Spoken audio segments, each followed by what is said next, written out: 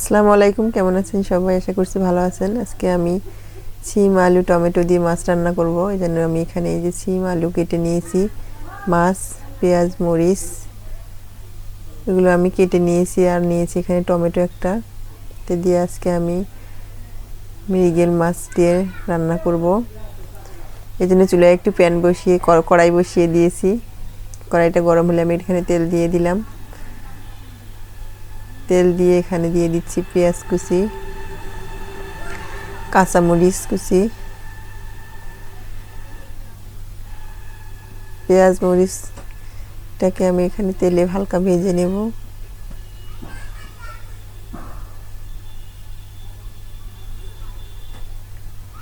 এবার সামান্য পানি দিয়ে দেব মশলাটা কষানোর জন্য। এরপর আমি দিয়ে দিলাম হলুদের গুঁড়া, মরিচের গুঁড়া,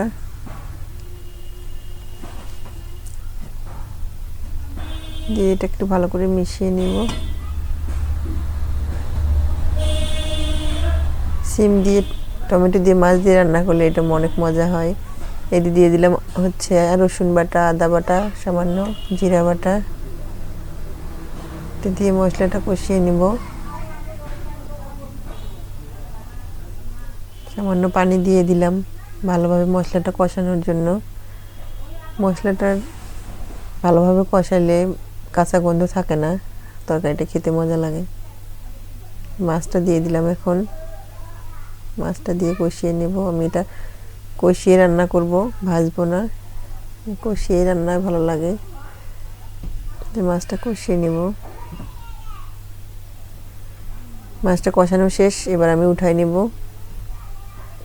উঠাই নিলাম। এখানে আমি এখন কেটে রাখা সিম আলুগুলো দিয়ে দিব।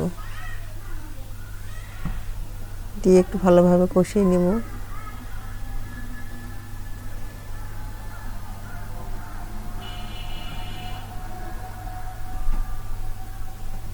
ঢাকনা দিয়ে ঢেকে দিয়েছিলাম ভালোভাবে, যাতে সবজিটা একটু নরম হয়।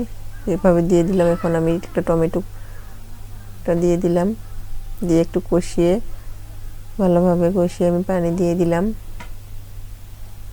একই সাথে মাছগুলোও দিয়ে দিলাম, যাতে ভালোভাবে রান্না হয়, সবজির সাথে মিশে যায়।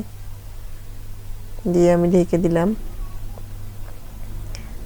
এই যে ঢাকনাটা খুলে আবার একটু নেড়ে চেড়ে দিব।